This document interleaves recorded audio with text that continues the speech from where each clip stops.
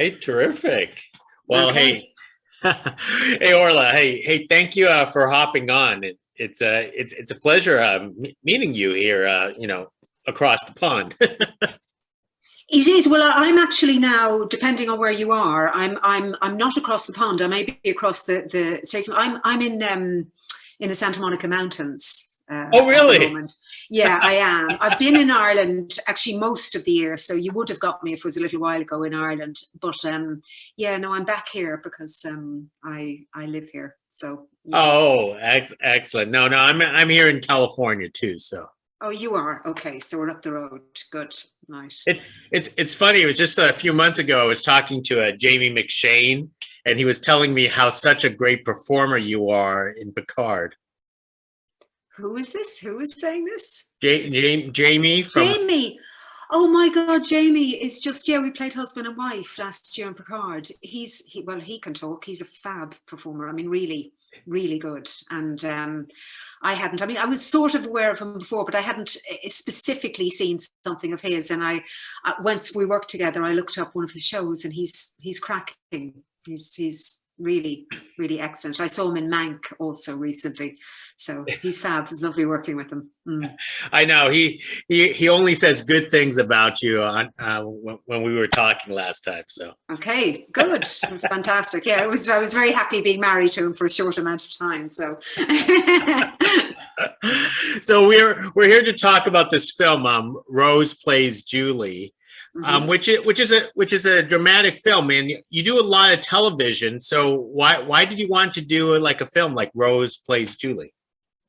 Well, to be honest with you, you hop around. You don't really worry too much as an actor about the medium. If you know, if someone offers you a radio play, a play, a TV piece, whatever way it's being transmitted isn't really the issue. The issue is the subject matter, what you want to play. So in the past few years, I actually have done a few films, but the films I've done are reasonably small. You probably wouldn't be aware of them as much, especially now as everything is going out online. The smaller European films can get kind of buried in the first place, and now it's even harder for people to kind of put those things out and create an awareness of them, if you like. But why did I want to do it?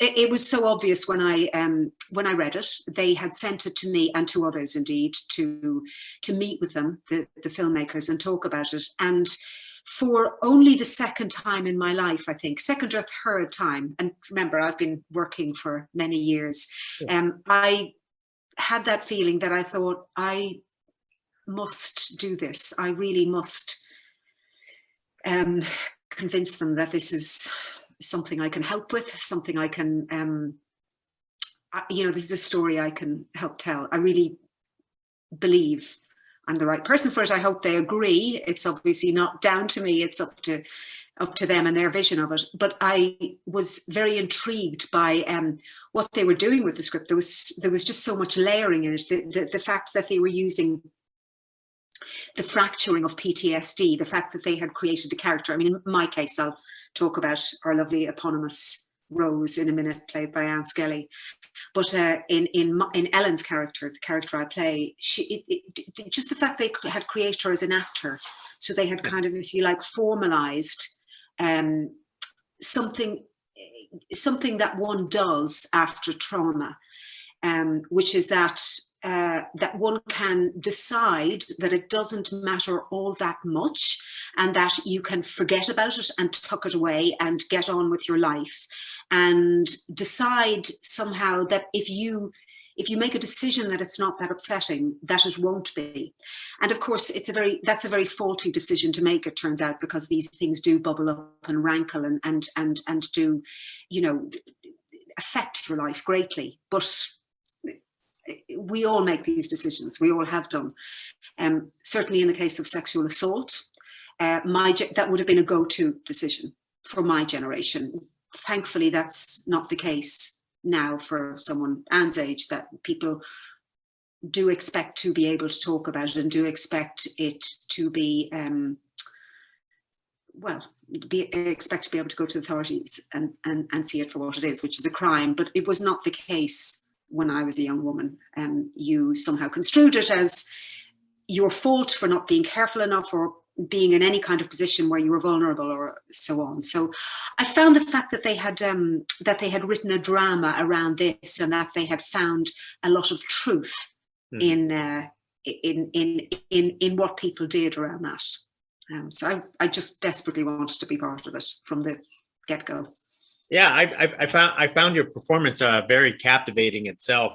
How did you get in the headspace of Ellen? I mean, she's a, how can you say, she's a struggling character herself through this film.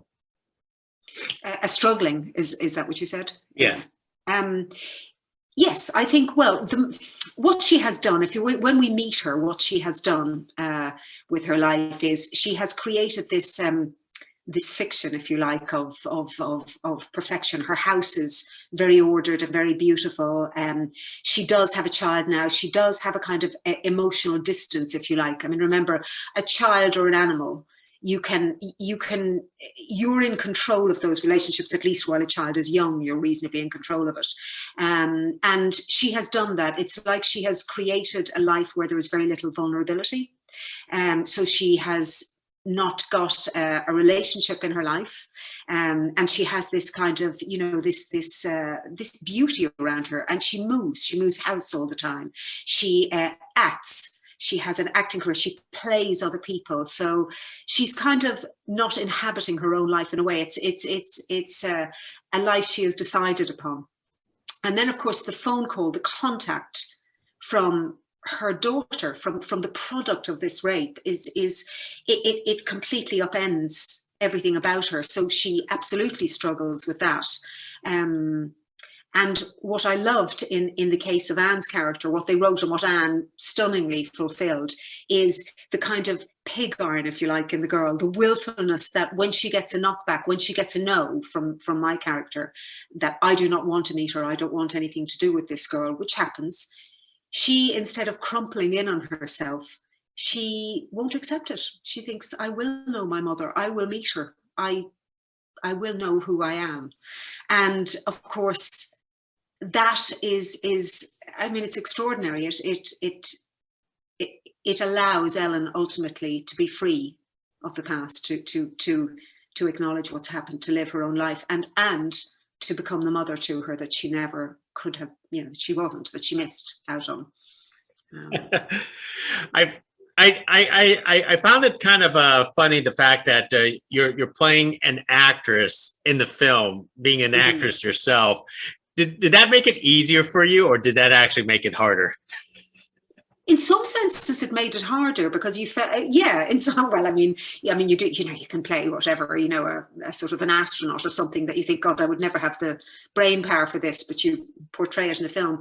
I mean, obviously, the acting life I know very well, and we had great fun doing those scenes, some of which were cut, by the way, where we were playing an actor in their normal life. And I rather loved the chance to play, the day-to-day normal life, going to the office of it, because it is seen often when we're seen in public, even if you're not don't have a super shiny career, you're still only seen when you're promoting something. So you're seen on a red carpet or doing an interview or whatever. And what people don't see is that rocking up to set at 4 o'clock in the morning to start makeup and kind of fall asleep in a chair and spend 14 hours just kind of waiting around and doing so, just that kind of humdrum ordinariness of it. And so it was lovely to have a chance to show that. It turned out in the edit that was not dwelt upon. We moved on with the story because there was a lot of drama to get into a film. There's also a certain, I'm conscious in the last few days, probably because many of us have at least checked in on the Harry and Meghan interview, that there can be a great, there's a lot of talk around, oh, she's an actress, she's acting. And I remember thinking, gosh, I've heard that before, the idea that somebody, because they can act, that they would act in a certain situation. And I think it's a kind of faulty thinking, because it's a type of person that would act, if you like, in their real life, rather than, it's a decision you make rather than an ability, if you see what I'm saying. I loved it as in this film, in Rose Plays Julie. I think it was a very, very good decision because, like I said, it was an elaboration of the idea that she had made a decision about her life, and even unbeknownst to herself, she was acting her life that was fine, and there was nothing wrong, and nothing terrible had happened. So there was a great denial of this truth. Yeah, I think it's the concept of that actors could create a facade on screen and in life. I think that's where the public perceives actors as. Yeah. Yes, I think so. I mean, it's the truth actually of everybody. It's not, it's not. It doesn't reside only within actors. I mean, we do it professionally, so obviously we learn how to work for a screen and how to try to let a thought transmit without doing anything so that the camera can see it. Absolutely. But the kind of denial and inhabiting of a life that we're talking about in this film it doesn't pertain to just actors. It's that idea that you deny, and that you live a life that you wish to live, even if it's not your own truth. And the truth in this instance, I mean, it's more complex than this, but broadly, it's that it was fine. Nothing happened. It was a bit silly. It's fine. And of course, it isn't fine. It is never fine when something like that happens. So. Now, I understand this film was the production was in Dublin, and that's where you're originally from, right? Even though you're over here, was that like a convenience, or was that something like you enjoy to do film productions back across the other side? Of course, yeah, absolutely.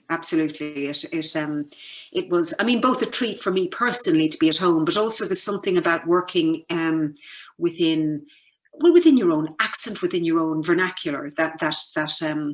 I mean, it played into the feelings in the film, because this woman had not come home in a long time. She had left, Ireland behind, and didn't want very much to do with it. And in a sense, although I'm not trying to compare my experience with hers, but in a sense, that's something that years ago I had always answered the question about, if anyone said, would you ever go back and live in Ireland? I'd always said, absolutely, without hesitation, absolutely not. It's not a good country for women. I had left it feeling that it was a country that was harsh on women, and I was right. It was at the time I left. However, because I got to work on before Rose Plays Julie, I did an American TV series that just by chance shot in Ireland. They sent us to Ireland to work on an Irish show because of the tax breaks and the scenery and so on. So I was there in my American life, in my American job. It was called Into the Badlands, and I was working in the middle of Wicklow, where I spent my childhood, where I grew up. And of course, it afforded me a chance to see how Ireland has changed. I mean, I knew that. I had been part of certain campaigns, to change things, and had stayed interested in those things. But to kind of experience how different it was to be a woman there, and how there is a generation now that succeeded where we failed, if you see what I mean. We tried, we tried in the 80s to stop certain things happening, but they did happen, and now they've been reversed, and it's glorious. It's a good place. It's a good place to be a young woman now. Yeah, Into the Badlands was one of those series that I actually binged at the beginning of this pandemic. Just straight through. Just straight through. Did you? Right. Wow. That's heavy going. That's a lot of blood and spurting and bones poking through things, isn't it? It was one of those at the beginning of the pandemic, because no one was promoting anything, and then all you do is like trying to find something to watch, and Into the Badlands just like showed up. At first I was like, I don't even know what this is.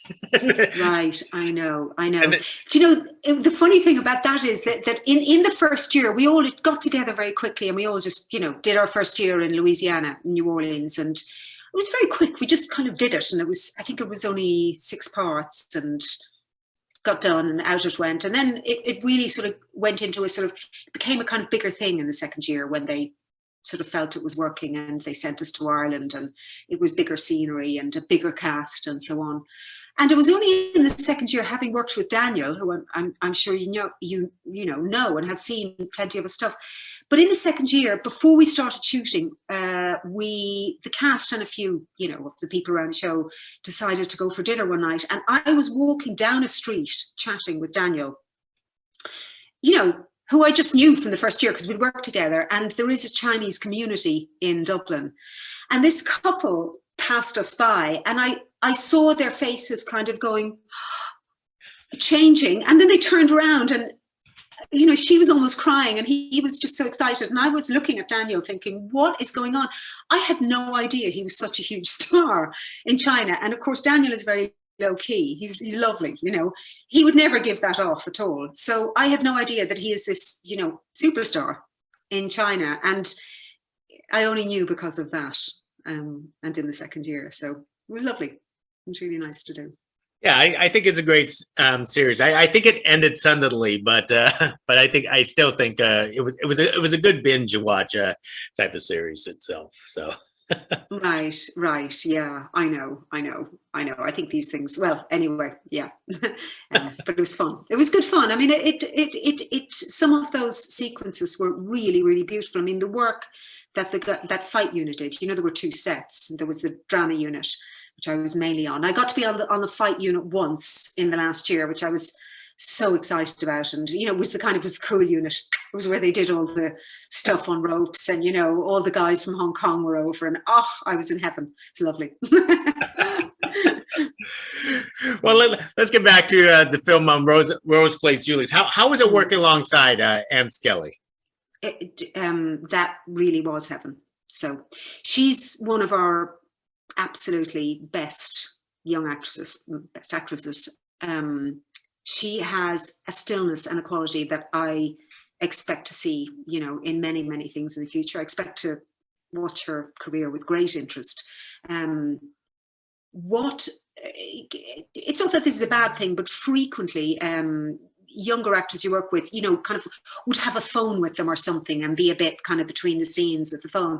And Anne, it's like she's very old school, which I loved and which was so right for this piece, which is that I barely knew, in fact, I don't know if she has a phone. I'm sure she does tucked away somewhere, but I never saw it. We both went on set and we both worked similarly, as did Aidan indeed, which is that we sat quietly and kind of stayed with the mood of the scene, which you kind of needed for this piece. Outside of it, of course, Anne is great crack. She's brilliant fun, and I had a huge laugh with her. But just when you were settling down into the scenes and the nature of these scenes, you sort of didn't want to be in and out of it. You wanted to stay in the kind of in that force field, if you like, and she very much did. And so it was a lovely. It's a lovely experience for me. I remember at the time thinking, you don't have to do anything. I just have to be here. And as long as I'm focused on Anne, I get everything I need. I don't need to really, she made it easy for me, which was great. Absolutely. She did carry the film. So that is terrific. Now, you also had a brief scene with Aidan in a vehicle. That was some intense scene there. It was. And here's the thing to know, which is that the filmmakers suggested in advance to me and Aidan, what if you guys don't meet? And I said, sure, that's fine. So the first time we met was, you saw it in the scene. I mean, I was kept separate from him, wardrobe, everything. We didn't do a read through because we all arrived at different times into Ireland. I think they'd already been shooting for a week when I came in. And we were kept apart, deliberately. And so I met him in character. The first time I saw his face, I mean, obviously Ireland's a small place. I've seen him probably at events here and there, but I've never really spoken to him, nor he me. And so the first time I saw his face and spoke to him was in character in the car. I got into the car and we did the scene. And I was actually shaking, which was perfect, because that's how one would be if you're intending to do what she did there without any huge spoilers. You would be it wouldn't be that easy. You wouldn't be very calm, would you? So yeah. So that, wow. So that actually helped a lot. I mean, we did many takes, of course. After the first take, that feeling is then gone, and you both go, "Oh my God," oh, you know, and you're two actors going, "Oh bloody hell," you know. And we know lots of people in common and so on and so forth. But he, like Anne and like myself, likes to be reasonably quiet during scenes. I just mean when you're shooting. I don't mean, you know, generally during the day. Yeah. It's a shame not to, in a way, just kind of have this, in a straight way. Very little of the shooting day is shooting, is that thing where you do a few takes, and during that, it's not long. It's often under 10 minutes or even under 5 minutes if it's a shorter scene, and that was a long scene, so it's much longer. But it's a shame sometimes not to just be concentrated into that moment, you know. And he likes doing that, and so we work very well together. So we were working in a more normal way. By take 3, we were kind of going, could you, shall I just hold back on that until you've done this? You know, so we were adjusting and talking about the scene. But that first moment, it just, it gave us something, and it was amazing. It was a lovely decision by the filmmakers. You know? I think that made it great. So you both did a terrific job on that scene. Cool. Thank you. Yeah. So I'm curious on how do you choose your roles, because throughout your career, it's very, how can you say, it's very diverse. I mean, like as of recent, you know, you did like Into the Badlands, you did Picard, you did American Horror Story, you did this film. I mean, there's really nothing too many similarities between your projects. Not at all. No, not at all. I mean, this, if you like, is easy. This is the sort of thing I'm very interested in. Rose Plays Julie. I love this. You know, this would strike me as, I'd do this all the time if I could. But no, I never thought I never envisaged myself particularly being in a martial arts piece, for example. I mean, that year became that couple of years became kind of funny, because it was I didn't know when I auditioned for Badlands, I didn't know it was a martial arts piece, because I was just sent some scenes and thought, oh, she's an interesting character, and, you know, taped something and got it, and then slowly dawned on me that, oh, we'll be fighting. Okay, that's interesting. And then I became interested in it as a genre. It's a fascinating genre, and I became interested in fighting and did training. I mean, with Daniel, who trained the whole company, he was very generous with that, even with those of us who weren't great at it. You know, he sort of persevered with us because he was generous with it. He didn't kind of leave us out, if you like, of the fun.